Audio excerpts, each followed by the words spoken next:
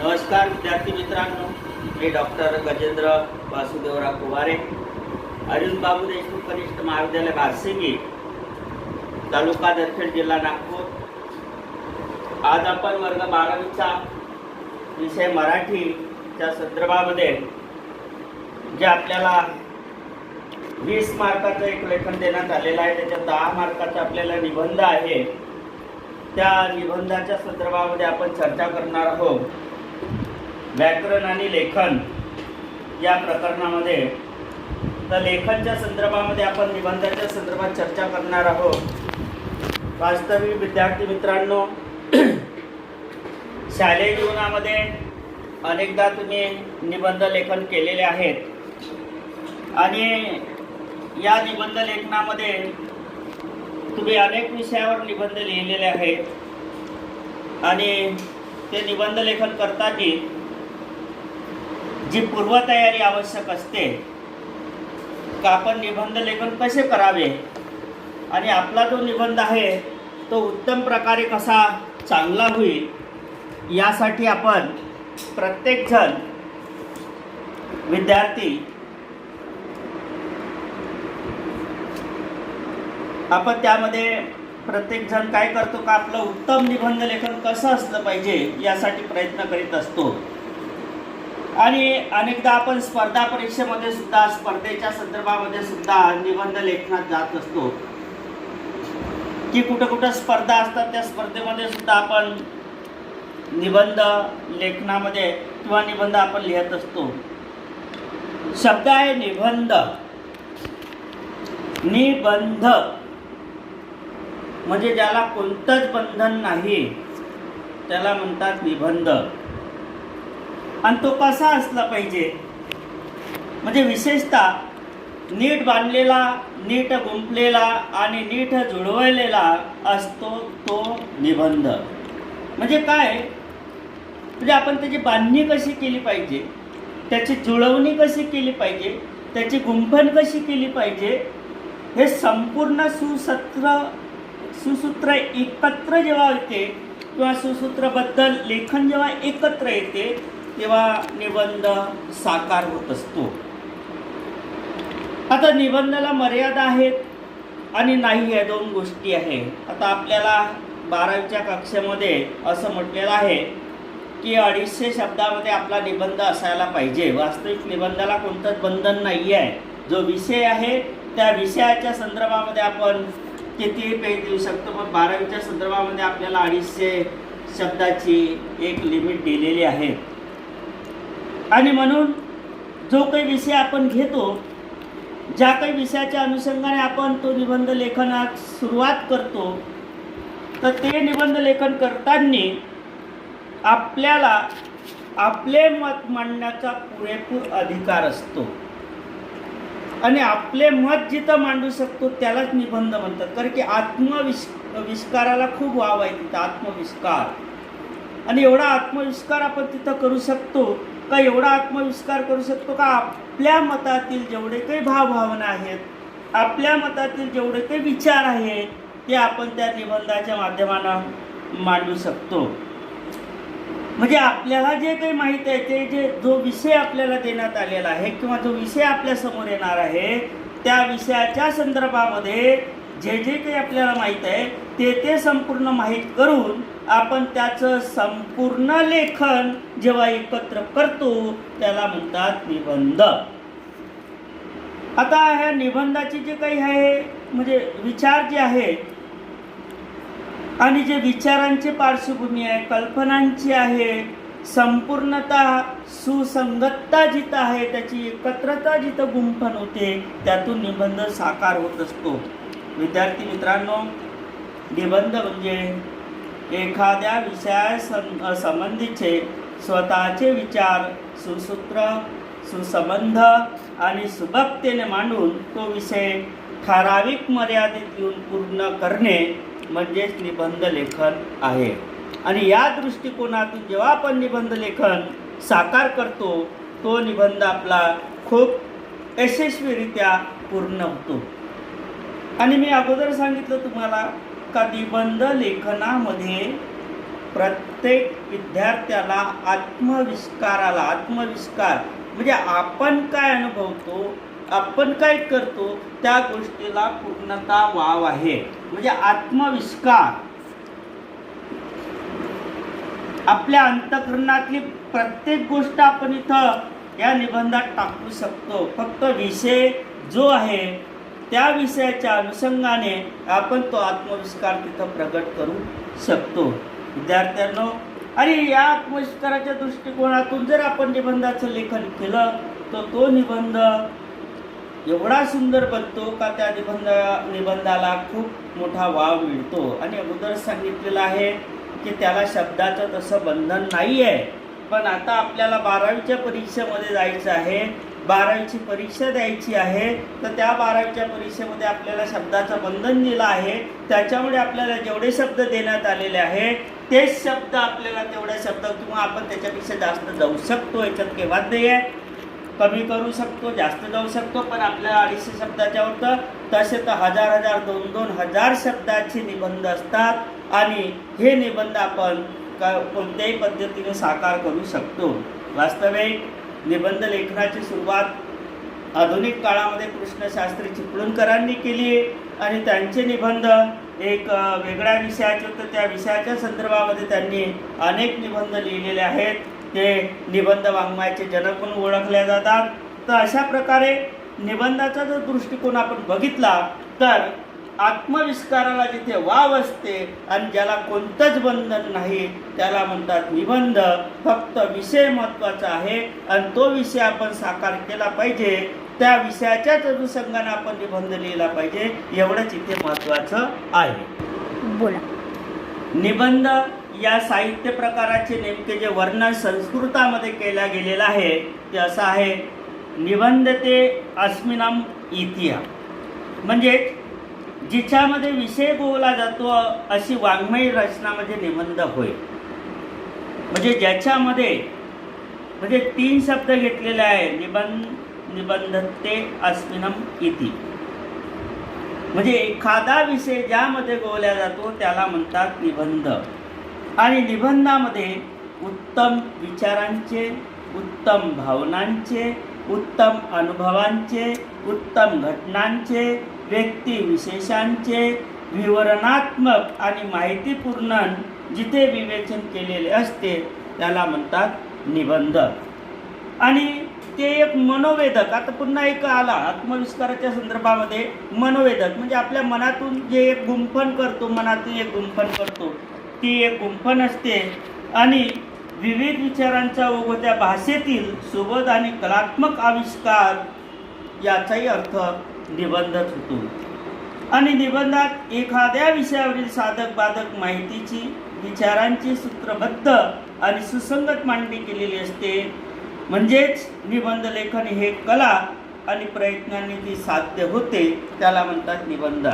आता निबंध लेखन करायचं कसं, विषय कसा असतो आपल्यासमोर, त्या विषयाच्या अनुषंगाने आपण निबंध कसा तयार करू शकतो, तो निबंध कसा तयार केला पाहिजे. वास्तविक मी पहिले सांगितलं आत्मविस्काराला वाव आहे, म्हणजे आपल्या मनाला सुद्धा तिथं वाव आहे. आपल्या मनातील पुऱ्या भावना आपण त्या निबंधामध्ये व्यक्त करू शकतो. आता याच्यामध्ये निबंधाचे प्रकार दिलेले आहेत. ते निबंधाचे प्रकार आहेत 5. पहिला प्रकार आहे वर्णनात्मक निबंध. दुसरा प्रकार आहे व्यक्तिचित्रणात्मक निबंध. तिसरा प्रकार आहे आत्मवृत्तात्मक निबंध. चौथा प्रकार आहे कल्पनाप्रधान निबंध. आणि 5वा प्रकार आहे वैचारिक निबंध. आता हे 5 प्रकार आहे. 5 प्रकारातून तुम्हाला 5 निबंध म्हणजे या 5 प्रकारावर तुम्हाला निबंध विचारले जातील. वर्णनात्मक, व्यक्तिचित्रणात्मक, आत्मवृत्तात्मक, कल्पनाप्रधान आणि वैचारिक. आता वर्णनात्मक निबंध म्हणजे काय. आता वर्णनात्मक निबंधाचा अर्थ असा होतो का एखादं स्थळ आपण जेव्हा पाहतो किंवा एखाद्या ऋतूच्या संदर्भात, निसर्गाच्या संदर्भात, प्रवास, घटना इत्यादीच्या वर्णन याच्यामध्ये येते. आता याच्यामध्ये सहज एक उदाहरण मी तुम्हाला सांगणार. ते असं का आपल्या शाळेतून सहली निघतात. आता हे प्रवासाचं वर्णन आपण इथं करणार आहोत. सहल, शालेय शिक्षण सहल, शैक्षणिक सहल ज्याला आपण म्हणतो ना. आता शैक्षणिक सहल जेव्हा निघते तर शैक्षणिक सहलचा वृत्तांत आपण कसा वर्णन करायचा. आपल्याला माहित आहे की अमुक अमुक तारखेला आपली सहल चालली. समजा 1 तारखेला आपली सहल चालली. मग आपली सहल चालली कशानं, कोणतं म्हणजे आपल्याला साधन काय आहे. कधी कधी ट्रॅव्हलचा उपयोग केला जातो, कधी आपण ST महामंडळाची बस बुक करतो ज्याच्यातून आपल्याला बेनिफिट भेटते, म्हणजे आपल्याला त्याच्यामध्ये फायदा मिळतो. किंवा कोणी ट्रेननं आपली सहल आयोजित करत असतात. मग आपण याचं वर्णन कसं करायचं, कुठून सुरुवात करायची या वर्णनात निबंधाची. तर आपल्याला सुरुवात अशी करायची आहे विद्यार्थी मित्रांनो की आज दिनांक 1 नोव्हेंबर 2020 आमच्या महाविद्यालयातून सकाळी आम्ही ST महामंडळाच्या काटोल आगाराच्या बसने रवाना झालो. मग चाललो कुठं आपण, आपल्याला जायचं आहे शेगावला. शेगावची सहल आपण आयोजित केलेली आहे. मग शेगावला चाललेलो आहोत आपण. मग हे वर्णन कसं करायचं आपण प्रवासाचं. मग प्रवासाचं वर्णन करत असताना आपण किती वाजता कॉलेजमधून निघालो, आपल्या महाविद्यालयातून निघालो, त्यानंतर आपण कुठं मुक्काम म्हणजे थांबलो, कुठं आपण ब्रेकफास्ट घेतला, त्याच्यानंतर आपण त्यानंतर कुठं थांबलो, आपण शेगावला किती वाजता पोचलो, त्यानंतर आपण काय केलं, शेगावला महाराजाचे दर्शन केव्हा घेतले, त्यानंतर आपण शेगावचं जे वाटिका आहे ते किती वाजता पाहिलं, म्हणजे हे सगळं वर्णन. मग आपण मुक्काम कुठं केलं, ह्या सगळ्या घडामोडी आपल्याला इत्याभूत त्याच्यामध्ये जेव्हा आपण वर्णन करतो त्याला म्हणतात वर्णनात्मक निबंध. आणि हे वर्णन करत असताना मग आपण दुसऱ्या दिवशी काय केलं, सकाळी उठून काय केलं. मग सकाळी उठून आपण समजा आपण इथे गेलो चिखलदऱ्याला, म्हणजे चिखलदऱ्याची सहल. मग चिखलदऱ्याला गेल्यानंतर आपण चिखलदऱ्याला काय बघितलं, कोणते कोणते पॉईंट बघितले, आपण तिथं काय बघितलं, आपण किती वाजता पोहोचलो, किती वाजता आपण तिथून निघालो, आणि असं करता करता आपण नेमकं किती वाजता आपल्या कॉलेजमध्ये परत आलो. ह्या वर्णनाचा पूर्ण घडामोडी, इत्याभूत घडामोडी आपल्याला तिथे वर्णन करावं लागतात आणि त्याला म्हणतात वर्णनात्मक निबंध. मग आता याचं शीर्षक काय राहील, समजा तुम्हाला विचारलं, शीर्षक असं राहू शकते की माझी शैक्षणिक सहल. काय म्हटलं मी, माझी शैक्षणिक सहल. माझी शैक्षणिक सहल कशी होती, कोणत्या तारखेला सुरू झाली, कोणत्या साधनाने सुरू झाली, आम्ही कोणत्या साधनाने प्रवास केला, आम्ही कोणत्या साधनाने तिथपर्यंत जाऊन पोचलो, आम्ही कसे परत आलो, त्याच्यामध्ये आम्ही काय काय बघितलं, त्या बघितल्यानंतर आम्ही काय काय त्याच्यामध्ये पाहिलं, हे सगळ्याचं इत्थंभूत वर्णन आपल्याला त्याच्यामध्ये करावं लागतं. म्हणजे एकूण एक घडामोड आपण जिथं देतो, एकूण एक घडामोड, त्याच्यामध्ये एकही आपली घडामोड सुटली पाहिजे नाही. प्रत्येक घडामोड त्या पूर्ण घडामोडीचं कुठपासून का जिथून आपण स्टार्ट झालेला आहोत, ज्या महाविद्यालयातून आपण सहलीला निघालेला आहोत, त्याच महाविद्यालयात आपल्याला पुन्हा परत यायचं आहे. या पूर्ण घडामोडीचा आढावा आपल्याला त्यामध्ये घ्यावा लागतो. याला म्हणतात माझी शैक्षणिक सहल. आता दुसरा निसर्गाच्या किंवा एखाद्या स्थळाच्या संदर्भानं विचार केलेला वर्णनात्मकमध्ये. मग आपण एखादा शिवाजी महाराजांचा किल्ला पाहायला गेलो. मग आता सिंहगडला गेलो आपण, सिंधुदुर्ग इथे. आता सिंधुदुर्गामध्ये म्हणजे सिंधुदुर्ग किल्ला आहे. आता त्या सिंधुदुर्ग किल्ला जेव्हा आपण पाहतो का शिवाजी महाराजांनी हा किल्ला कोणत्या साली बांधला, मग त्याचं वर्णन कसं आहे, त्याला कसे तटबंदी त्याची कशी आहे, त्या तटबंदीमध्ये आपण म्हणजे कसं हे झालेलं आहे, काय काय वापर केलेला आहे, मग तिथं शत्रू येत होता नाही होता, तो समुद्रात कसा बांधला गेला एक प्रकारे, या संपूर्ण स्थळाचं वर्णन त्या पूर्ण सिंधुदुर्ग किल्ल्याचं वर्णन आपण त्या निबंधामध्ये करू शकतो.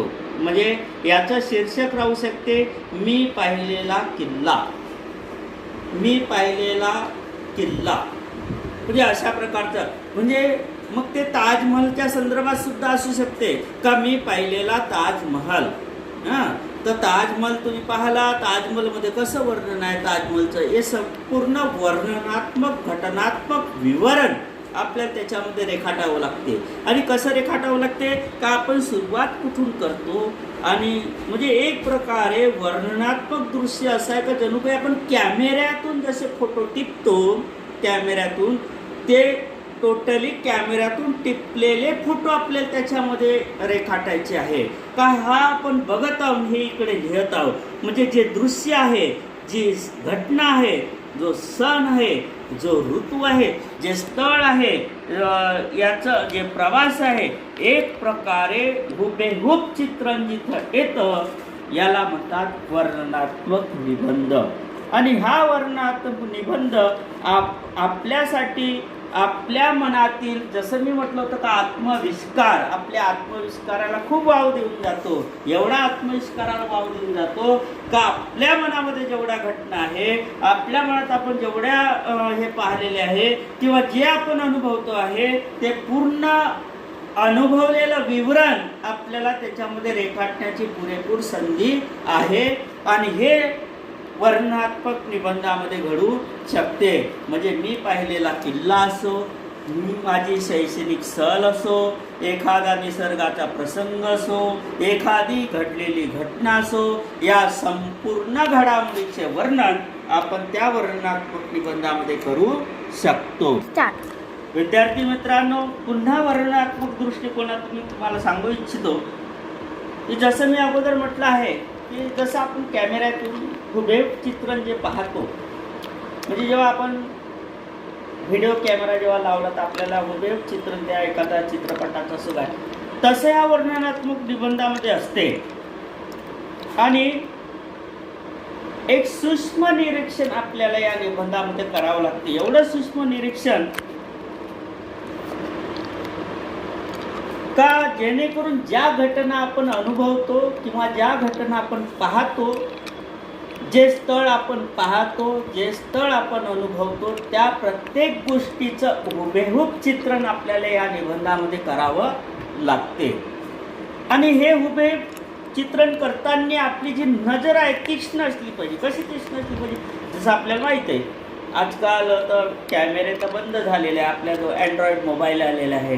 मग अँड्रॉइड मोबाईलमध्ये आपण एखादा व्हिडिओ काढतो, एखादा व्हिडिओ किंवा एखादी फोटो काढतो, मग ते जे चित्र आहे ते आपल्या डोळ्यात साचून जाते. मग आपण काय कोणतं चित्र काढलं होतं, मग आपण काढलं कोणाचं चित्र, सिंधुदुर्गला गेला होतो आणि सिंधुदुर्गवरून आपण कोणाचे चित्र काढलं, सिंधुदुर्ग किल्ल्याचं चित्र काढलं, जो किल्ला शिवाजी महाराजांनी बांधलेला होता. मग तो जेव्हा किल्ला आपण बघतो नंतर तर त्याचं हुबेहूब चित्रण आपल्याला काढता आलं पाहिजे. काढता आलं पाहिजे म्हणजे मी रेखांकित नाही म्हणत आहे, म्हणजे मी चित्रकलाच्या दृष्टिकोनातून नाही, फक्त ते आपल्याला पेनानं रेखांकित करायचं आहे. म्हणजे ते लिहून काढायचं आहे का मी सिंधुदुर्ग किल्ल्याला किती वाजता पोचलो, त्याच्यानंतर मला गाईड्स कसा मिळाला, त्या गाईडनं मला कसं समजावून सांगितलं की हे भवानीचं मंदिर, त्याच्यानंतर ही विहीर, ह्या विहिरीमध्ये पाणी राहायचं, ते विहीर दाखवली. मग किल्ल्याची तटबंदी दाखवली, तटबंदीमध्ये पाण्याच्या लाटा कशा येत होत्या हे दाखवलं. ह्या सगळ्या गोष्टी त्यांनी दाखवल्या. म्हणजे हुबेहूब चित्र त्या गाईडनं मला वर्णन करून दाखवलं आणि ते वर्णन मग मी त्या पेनानं कायच्यावर रेखाटलं, निबंधाच्या माध्यमातून ते वर्णन आणि हुबेहूब. आता पुन्हा एक मी तुम्हाला उदाहरण देतो आहे का या वर्णनात्मक निबंधामध्ये एक प्रकारे भावना, कल्पना आणि विचार, भावना, कल्पना आणि विचार या तीन गोष्टीचे हुबेहूब रंग असणे फार महत्त्वाचं आहे. आता कसे आहे, जेव्हा आपण ते जी वस्तू पाहतो, वास्तू पाहतो, जेव्हा काही पाहतो तर त्याचं जेव्हा आपण चित्रण करतो, ते चित्रण करत असताना आपण कोणत्या अनुभवात आहोत, कसे आहोत, हे महत्त्वाचं आहे. आता त्याच्यामध्ये एक गोष्ट, आता पण एक उदाहरण पुन्हा तुम्हाला सांगतो. वर्णनात्मकमध्ये एक विषय तुम्हाला आला का, मी पाहिलेला क्रिकेटचा सामना. विषय कोणता आहे? मी पाहिलेला क्रिकेटचा सामना. आता क्रिकेटचा सामना तुम्ही प्रत्यक्षात बघत आहे, तुम्ही ग्राउंडवर नाही आहे असं लक्षात घ्या. तुम्ही टी व्हीवर असाल आणि भारत आणि ऑस्ट्रेलियाच्या किंवा कोणत्या याच्या संदर्भात तो सामना सुरू झालेला आहे. मग नाणेफेक कोण जिंकली? नाणेफेक जिंकली विराट कोहलीनं. पहिली नाणेफेक कोण जिंकली? विराट कोहलीनं नाणेफेक जिंकली आणि त्यानं फलंदाजी करण्याचा निर्णय घेतला, म्हणजे बॅटिंग करण्याचा निर्णय घेतला. मग बॅटिंग करण्याचा निर्णय घेतल्यानंतर मग ओपनर जोडी कोण आली सुरुवातीला? मग आपल्याला माहीत आहे कोण आली. मग रोहित शर्मा आणि शिखर धवन हे दोघं सुरुवातीला ग्राउंडवर बॅटिंग करण्यासाठी आले. स्ट्राईक रेटवर होता शिखर धवन आणि स्ट्राईकर होता रोहित शर्मा.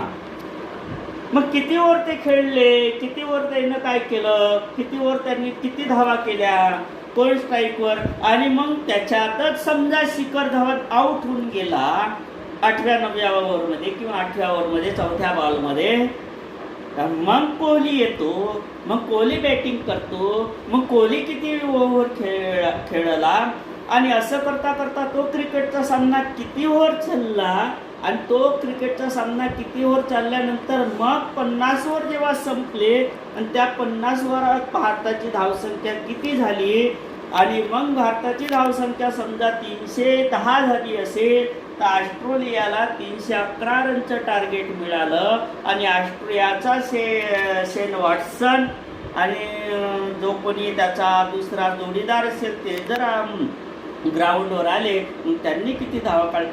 अशा प्रकारे मी पाहिलेला क्रिकेटचा सामना याचंही वर्णन तुम्हाला निबंधाच्या माध्यमातून करता येते.